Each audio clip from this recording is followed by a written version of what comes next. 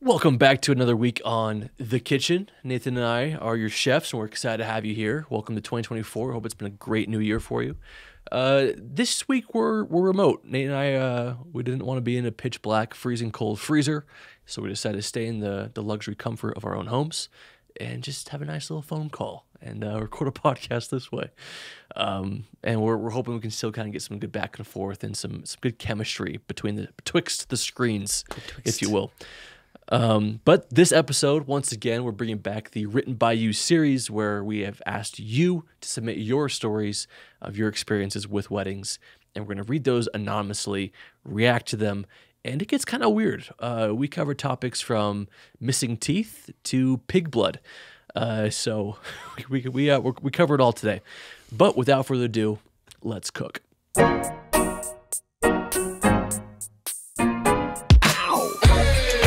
Living in a daydream, ooh, such a sweet thing. Life on the big screen, it's such a beautiful scene, yeah. Nathan, do you know what I'm sick of? What? Social media.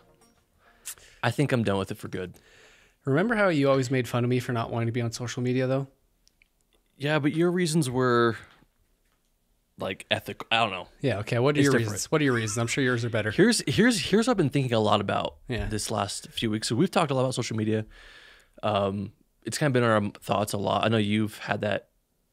I feel like ever since that social media documentary on Netflix came out a while ago, really opened our eyes up to the dangers, obviously. And I hate sounding so cliche and such like a boomer when I say that, but what I was really thinking about this last week with social media is, at the end of the day, it really is a divisive device. Oh, yeah. Because it's so, and I hate, again, a lot of cliches here, but it's so unrealistic of our own realities. Because at the end of the day, what we see on social media, it doesn't exist in our circles, because you choose the friends you want to be with, you choose your circle of people you like, and they usually have, for the most part, similar beliefs, similar practices, similar hobbies, similar goals in life. And then you look at social media and you just compare yourselves to all these people that you would never really hang out with in general anyway. And it's just this cycle, this trap of like comparing yourself to people that you would never even want to be with in the first place. And then you get off social media and you hang out with your friends, your boys, your people, your wife, your family, and then you're grounded in what you actually want to be. Yeah.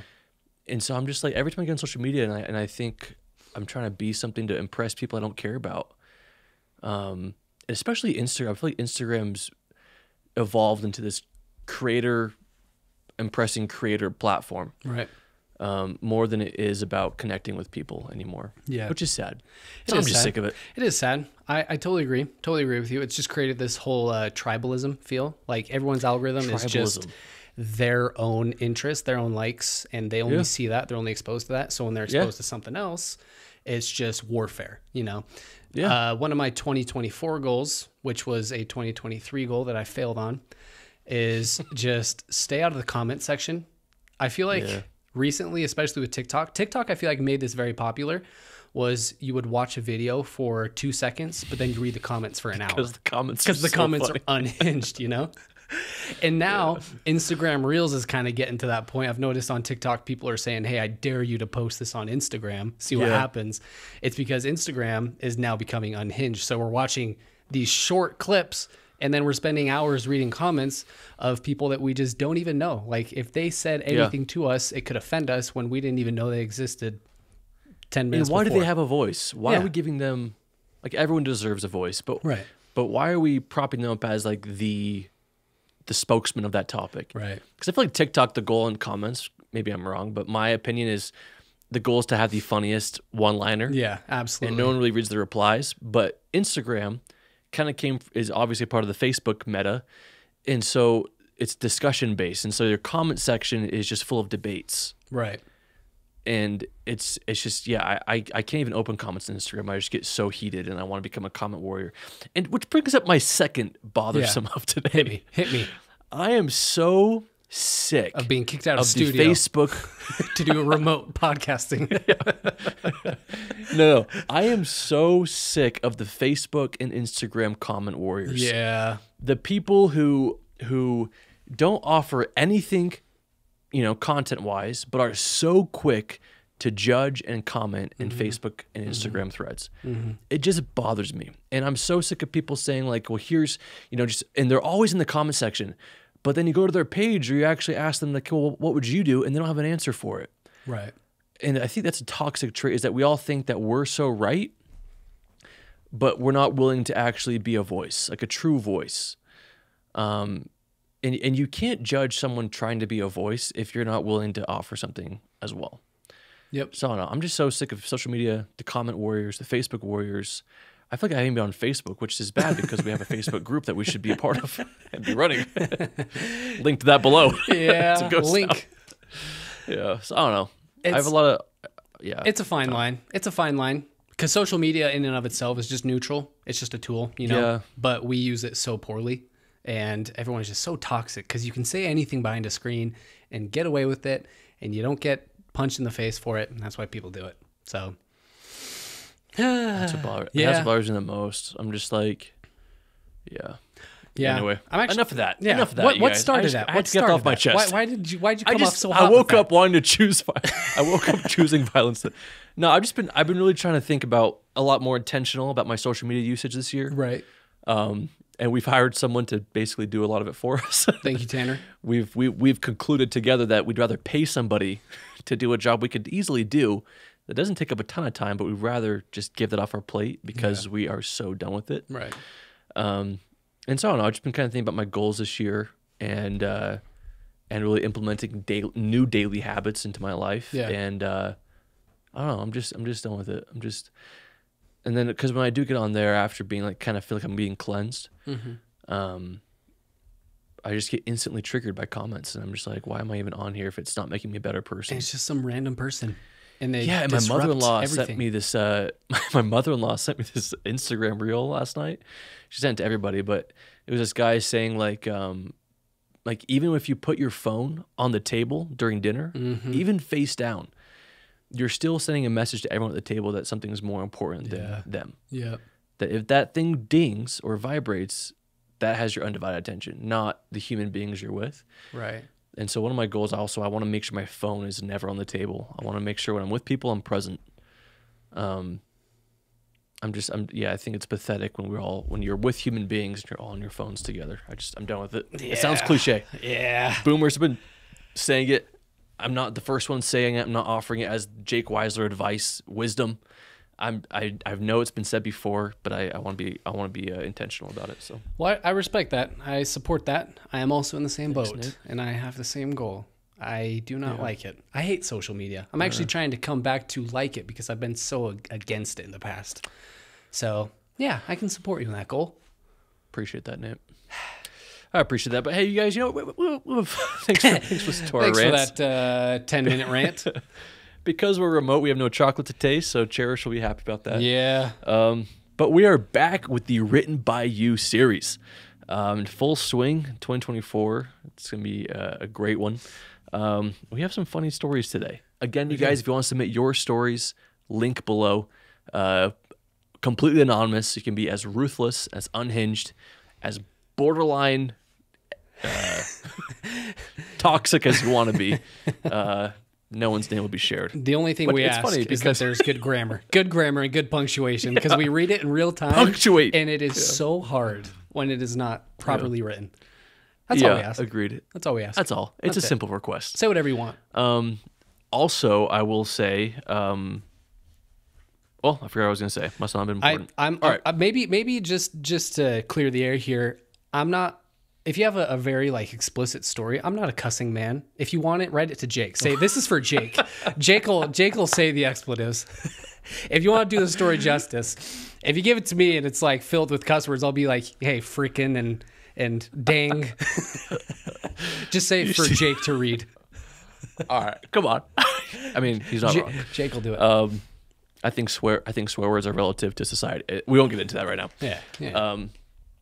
What was I going to say? The funny thing is that they are anonymous, but I do feel like through our superior skills of deduction, we can usually figure out who this is.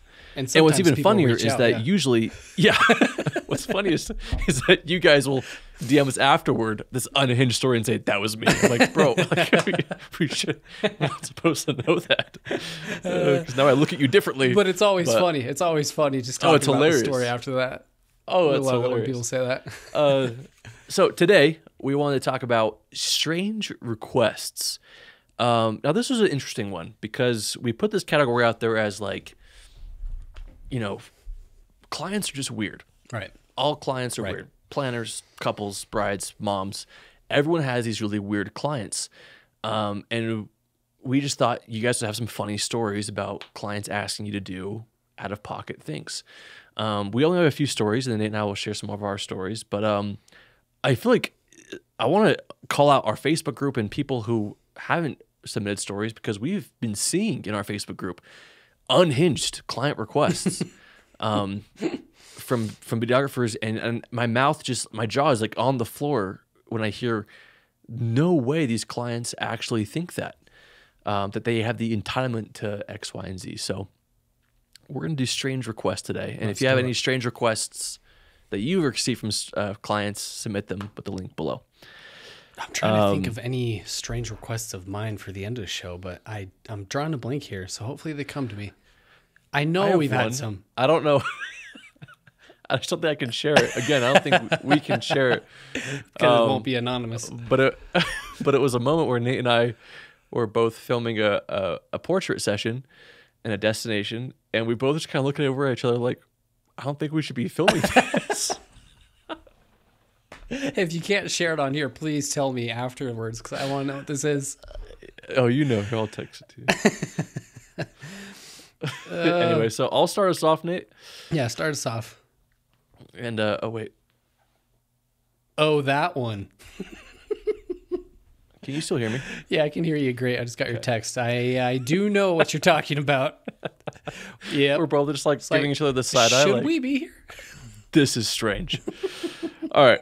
I will start us off with a strange request from a videographer. All right, let's do it. We're reading down here. All right. Receive feedback from the groom after I sent them their video. I got tons of requests for revisions. It's also posted in the Facebook group, so I recommend checking out the screenshot where I posted his notes. But number 3 was a strange request. His third bullet point on his request list. At 1:04, so the groom gave time code on the requests. In the reveal, I didn't consider the fact that you guys were shooting from my missing tooth side, sad face. Since it's such a short shot, would it be possible to film the gap with a tracked clone of another one of my teeth? I was actually mortified when I saw this. Who do you think we are? Visual effects geniuses? Wow, yeah. I mean, it sounds like he's had a missing tooth for a long time, and you would have thought of this before not fixing Wear it. a filler on your wedding day. If it's that big of a deal, I guess. Wow. Yeah, I don't know. I don't know what this groom thought, that he would only be seen from one side on his entire wedding day. You just see one half of his face. Wear a filler, bro, if it's that big of a problem for you. If not, accept the fact that you are that who you will you have are. Missing tooth shots. You are who you are. Just love who. To request a visual effects. Do you know how hard that is? Of a tooth clone? That's okay. I would love to see someone actually do it. That'd be hilarious. But we're gonna get some comments. It's actually super easy. Super easy. Yeah. Just do it in DaVinci. DaVinci fanboys all come to this guy's rescue. No, man, this is way better than After Wild Effects. Request. I do know who this videographer is because he said he was in our Facebook group, and this was a series in our Facebook group. This was like months. Yeah, explain the series name. Yeah, so I don't remember the month. Let's just say it was like July. Okay, he posts something in July. He posts the video. We all saw it. We're like, hey, great job. I won't say his name. Great job on the video. It looks great. And about a month later, he sends us this long paragraph saying, this is everything the groom said that he wanted revised in the video. And they were all crazy points like this. Can you track my tooth and clone it? There was something about socks of the officiant. Oh, yeah. Do you remember the sock thing? Yeah, that was... I do. Yeah, they were all just crazy requests. And everyone eats that up in the Facebook group, right? as fellow videographers, you see these things and you just say, no, client's wrong, we're right. And he did the round of revisions. The next month, a new round of revisions. This probably went on for what, 3-4 months? I don't know. I think it was three lengthy revision requests. Right. 3 rounds. And at the end of it all, they were a super sweet couple. They sent a thank you video. I remember he posted that in the Facebook group as well. And they were a super nice couple. It's just, I mean, they loved the video at the end. They did. You just can't forgive that asking to track their tooth. No. And then the groom even said, I think the groom even said, like, thank you for being so accommodating. Yeah. And it's like you're welcome. Like I also go ahead. No, you go. I this videographer, I'm pretty sure we've talked to them before about his price point. I think it's somewhere in the 4 to 6 range. And I think that money he spent on the videographer, talking from the groom here, how much does it cost to just get a new tooth? Is it not less than what he paid for the videographer? Good point. Over some years, he probably should have just popped that guy in there. I know people who have like missing teeth that just never came in, and they wear like a permanent retainer. Yeah. Yeah, I know some guys. There's a billboard I drive past every day. It says $1,500 per tooth, per veneer. I'm like, hey. Yeah. Sounds like there are other solutions. Yeah, priorities. Yeah, so let's talk about and my feedback to this videographer, I felt like went ignored all 3 times. Right. Right. And it was, you got to be covering your contracts for these moments. Because, and here's my opinion. If a client needs some revisions to a video, happily we'll do that. If it's like, you know what, like do it all the time. Like, hey, something simple. Like the most common request, strangely, like the most common, I think I've had dozens of times every year, is like, hey, that's like so-and-so's ex-girlfriend, like the groom's ex-girlfriend, or someone's like, we're not friends with that person. Can you get them out of the dance party and replace it with like a family member? And I'm like, I wouldn't know that. Of course. Happily, we'll do that. Easy 1-shot, 2-shot revisions. Yeah, it's still have to re-export the whole video, re-upload. It's still time-consuming, but you know, it's their video, it's their wedding. You know what I mean? I want it to be perfect for them. Yeah. And that's in our contract. Like if it's minimal revisions, we'll happily do it for free. If it's a full re-edit or an additional edit, music change, things like that, things that completely take up a whole new edit, that is X amount per hour of editing or X amount per edit. That way you don't get stuck bending to a client's will over and over and over again, when you should be being paid for your time. Because if you don't, and you spend all that time like this videographer did making these revisions, now all of your other backlog edits, right? Your dozens of other weddings you have to edit are now taking a back seat. And now your client's now waiting. And that could hurt your reputation if you miss deadlines because you're so focused on this petty editor. Right. And people think, oh, I just don't know how to phrase that. And for me, it's just, you know, easy conversation. Like, absolutely, I can swap that out. Just so you know, per the contract, every additional edit is this much. Just let me know if you want to move forward, and I will send you an invoice. Yep. That way they know it's not like this like decision. It's like, yeah, I'll happily do that. Here's the price. Same thing if someone comes up to us and says like, you know, actually I want you at the luncheon. Like, we'll see you there. It's like, great. Like, happily we'll be at your luncheon. Here's the invoice for me to be there. Right. And it's like, oh, I didn't know you charged us. Like, well, you did because it was on the original brochure. So, you know, coverage is, I'm not doing favors for anybody. You just got to be very confident in your approach. And if they're requesting VFX and things like that, and you guys should have seen this list. It's wild. It was crazy. You got to be covering your contracts to make it worth your time. Right. Now, let me ask you this, Jacob. How many revisions would you teach somebody who's just starting in videography? How many should they do before they start charging? Should it be one revision? And then not 2, not 3, 1. I agree. My opinion is if you can't fix it in one revision, it needs a re-edit. Right. But again, be very candid with your couples and say, I will happily do one revision for free as per our contract. Send me all your notes of shots you want replaced. I will get that on that right away. And then after that, like, and to that point, this videographer, every revision had different notes. Oh yeah. So they were different timestamps, different frames of the video he wanted swapped out. Right. And so if you would have just put that all in one note, it would have been a much easier revision because they were, besides the VFX, some of the changes were very small things. Right. Like cut 2 seconds before, I don't know. It was really interesting. But I get all your system now because after this first revision, I'm charging you for it because I have other things I need to work on, other clients I have to help. Yeah. In this specific scenario, it was definitely the couple seeing that they could get one revision and then they got it back and then they just started being really nitpicky and seeing that it wasn't charged and they kept going. If you give a mouse a cookie. Yeah.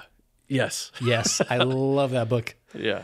Yeah. Like, seriously. And that's they the second you let them take advantage of you, they just keep going. They're not trying to take advantage of you. They were great people. They were a good client, but like they just will, you know? Yep. And we've had that too, where you do someone a favor and all of a sudden they think they can keep asking for favors. And then it's awkward to say no, because then it's like, well, you haven't established that relationship. Right. So you got to learn to say no. And people think saying no is such a mean thing. It's not if you just say it with confidence. They say, absolutely, like, love to, I'm so glad this, but like, just here's what we'll charge, you know? Yep. And so. Yep. I also would hope that something like this, the whole missing tooth thing, would have come up in the pre-questionnaire. Is there anything we should know? Is there anything we should know about the wedding day? Anything you don't want to be seen? Hopefully, he would have put in, I have a missing tooth. Don't film this side of my face. I would have loved to know that. Imagine you're on the consultation call, you're on the Zoom call, and you just go, I noticed you have a tooth missing. Do you want do you get that filled, or am I going to get revision requests from you later? Yeah, so also on the groom, he should have given some forewarning. But hey, I do think people like, and also like some clients, it's sometimes their first wedding. Usually it's their first wedding. Right. They don't know what they don't know, and so I do think a lot of couples feel very entitled to that their video is their property. Right. We have this question company Facebook groups all the time, and every Facebook group we're a part of, like, the client believes they own the raw footage because they're paying. They don't understand the distinction. It's their face. And I think a lot of videographers now just include that in their package because they're tired of dealing with it. It's just like they don't want to argue that. It's not a fun thing to argue. It's like, no, like, actually you're paying for, you know what I mean? It's just right. So I think some clients just don't know what they don't know, and it is our job to educate our clients with respect. And with kindness, but also with healthy boundaries. Right. I agree. Shall we move on to number 2? Let's move on. Let's move on to number 2. All right. This one is from a planner. I always love when planners submit stuff because they've seen the most stuff. Okay. I love it. This wasn't a client. It was a family member. First red flag. Oh, boy. Family members' weddings. Okay, we were getting ready to do the grand entrance, and they flagged me down and called me over, demanding that the drone be brought into the reception space to take a photo of them at their table. The ceilings were not even high, so I'm not sure how they would assume that's a good idea in the first place. I had to keep a straight face and politely tell them I could send over the photographer instead after the grand entrance. LOL. Just people don't understand drones these days. They just think they're everywhere and all in one place at one spot, and they can go everywhere we need them to. It was the groom, too. He just has this thing for drones. Oh, yeah. There's this weird age that just is obsessed with drones. Yeah. I thought we were past it, though. I thought so, too. I thought drones were pretty common now, and everyone just sees it like, oh, it's a drone. Cool. Keep walking. So that begs the question, though. With this request, it's at the end of the day, it's their wedding. Do you just do it? I personally, of course, it depends on the wedding venue, but she said the ceilings weren't that high. And when you launch a drone inside, the whole, sensors are kind of off and they don't work. And if I didn't feel like it was a good thing. If you're not on sport mode, it is, yeah. No, I think it still is. I think they still don't work that well. Maybe. I can't remember the last time I've flown indoors, so I could be wrong here. On sport mode. Yeah, zooming around inside in sport mode. I don't think I'm ever not on sport mode. I think if it were me and it was in this low ceiling venue, I would just say, hey, when I launch the drone inside, there's things with the sensors, the obstacles, signal interference. I probably shouldn't because I could crash it on somebody. And whether that's true or not, it's just, I don't know, safety, liability, because it could happen. Sure. Yeah. I just wouldn't because I don't know. There's a photographer for a reason. They're getting a picture of him at the grand entrance, the table. It's true. I don't know. I would feel like I wouldn't. I know it definitely is case by case. I could see myself saying, you know what, like we'll problem solve this. Let's figure out how we can make this work and please the client. Right. But sometimes it's like, is it worth it? Yeah. And it's also one of those things like if we got a ladder and got the exact same photo on a camera, right? I don't think they'd like it because they just want to know it was the drone. Right. For some reason. Right. Maybe not, but That's how I Yeah. picture this couple. Is they just want to know that the drone did it. Yeah, and it just gets dicey. If it's inside, it's super loud. You're flying over people, which you shouldn't be doing. Just too many things. Too many things that I wouldn't want to deal Agreed. with. Agreed. So I feel like I would It is an find a way to interesting say line of like drone. That story aside, but like, where do you draw the line between like just being a yes man on the wedding day and pleasing your clients what they no. want, Yeah. and being kind of a joy killer? Yeah.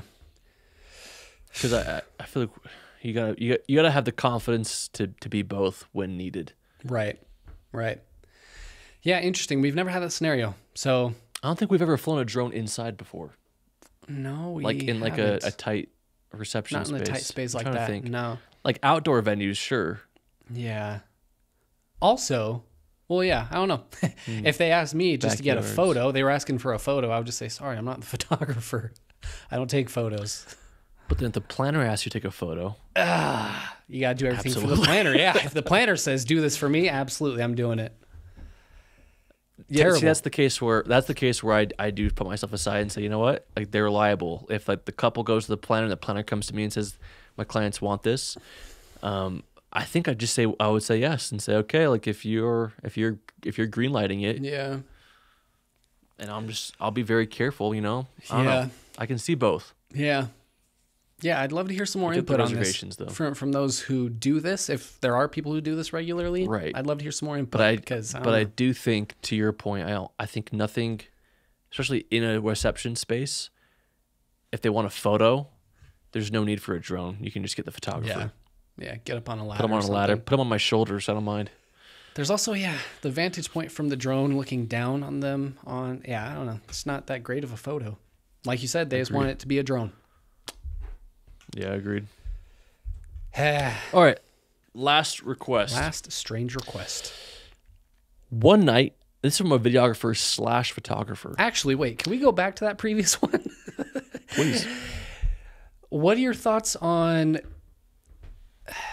performing services for your family members? Oh.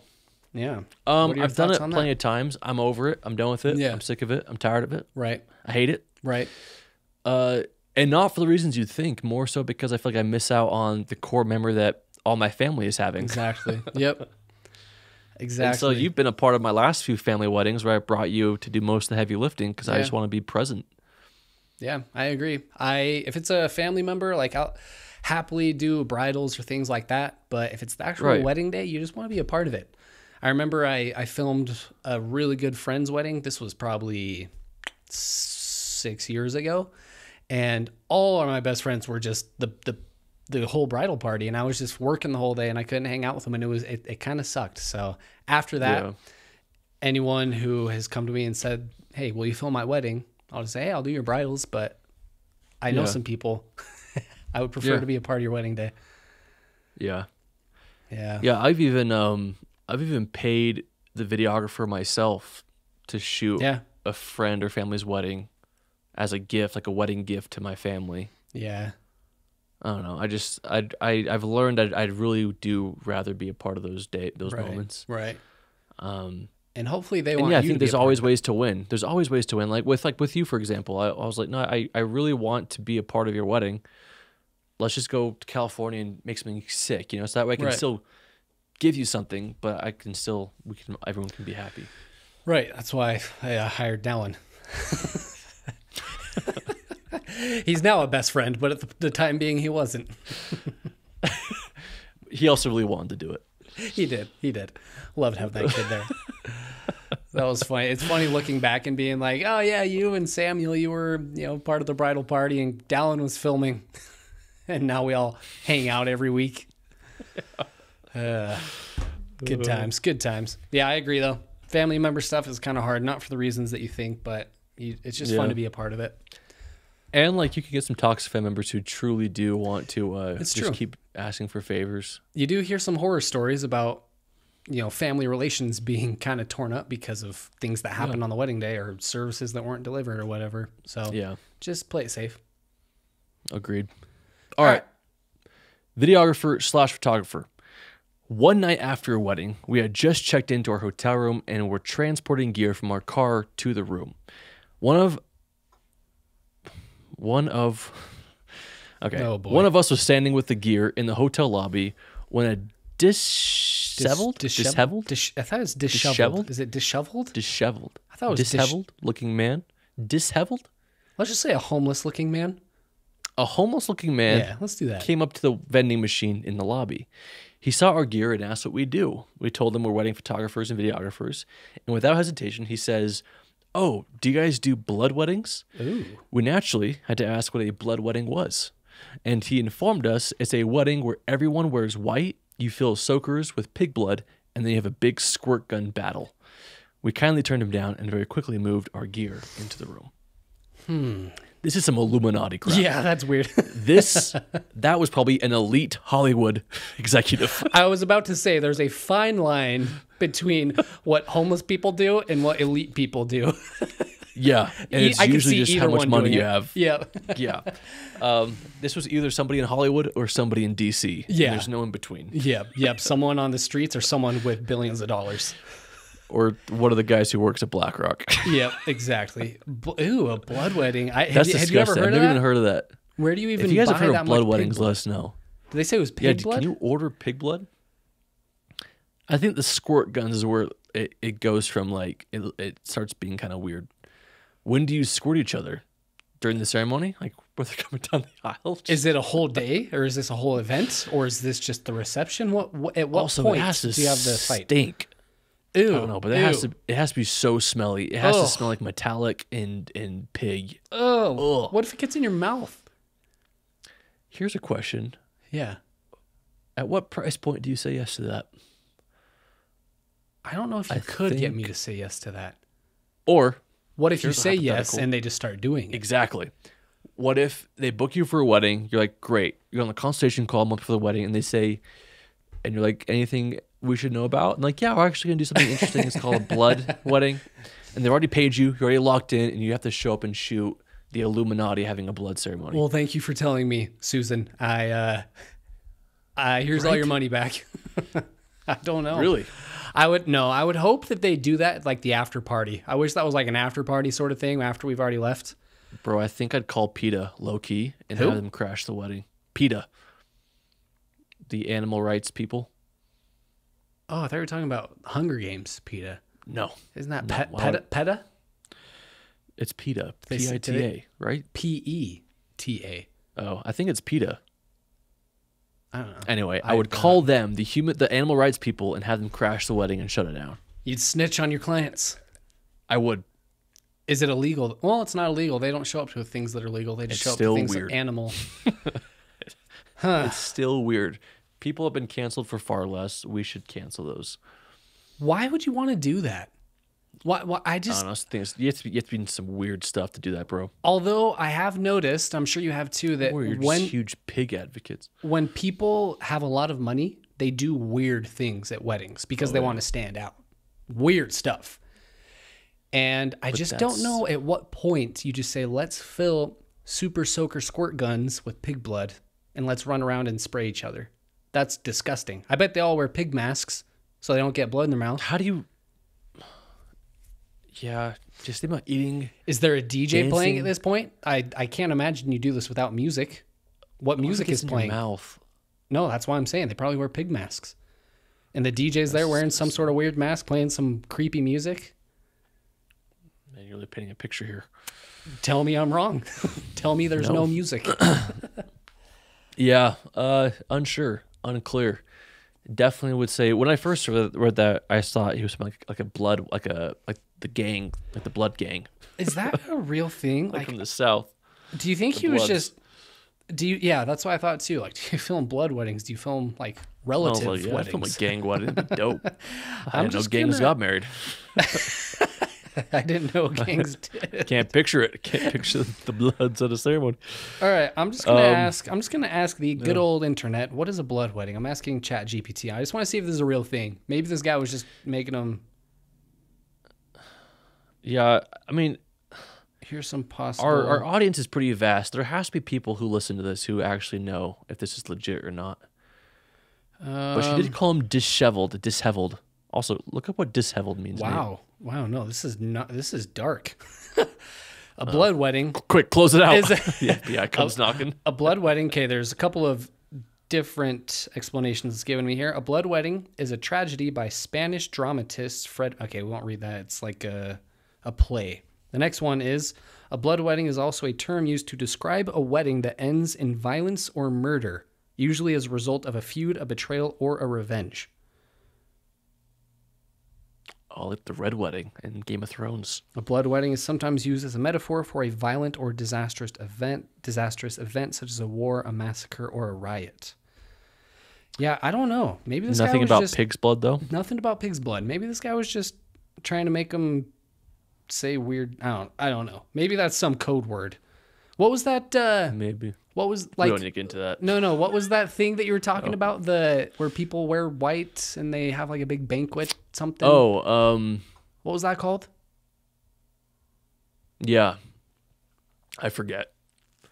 Maybe a blood wedding is like some code word in the Blanc streets. or Party au Blanc or something. Yeah, maybe a blood wedding in his term was just like some weird way of saying. He described it as pig blood. Anyway, weird. I would say no as well. Good for you guys for saying no. Yeah.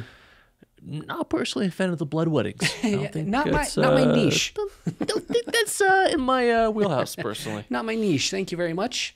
Yeah. Yeah. Yeah, I'm trying to think of strange requests that we can share Yeah. without Giving exposing away. Yeah. some of our strange clients.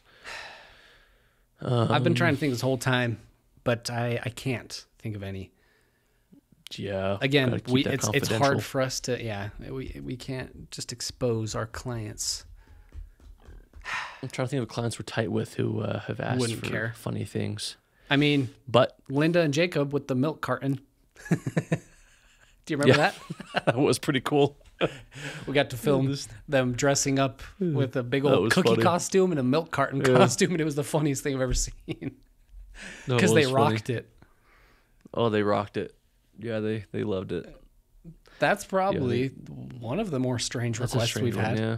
It was hilarious though. Yeah. Yeah. I don't know. I feel like you and I think we've been very lucky, or maybe we're just naive, and maybe we're just Maybe everything we film too is young strange. in the industry to have these stories, but Yeah. I feel like we've been very blessed with our clients for I the think we most have part. too. I feel like my list of strange requests have usually come from like clients just asking for like free stuff after, and you're just like, but then I also Yeah. think they just don't know what they don't know. So Right. Yeah, I could say yeah, not many strange requests on our end. Sadly, yeah. nothing. All right. Well, you guys, if you have strange requests, experiences, whether you are a vendor who received a strange request, or maybe you're a client who gave a strange request, or maybe you're a bride or groom who had a strange request from the videographer and the photographer to do something, which I've heard about. When the vendors ask you to do something kind of weird for the shot, and you're just like, that's weird. Please, anonymously, submit your stories. We'd love to hear them. Drop them below. But Nathan, that's all I got for the strange request That's all episode. I have for strange requests as well. That's all I got. Yeah. No Great. further You commentary guys- on the blood wedding. Thank you for listening. Thank you for subscribing. Thank you for being diligent listeners. We love you and appreciate you. We love the kitchen, and we'll see you next week.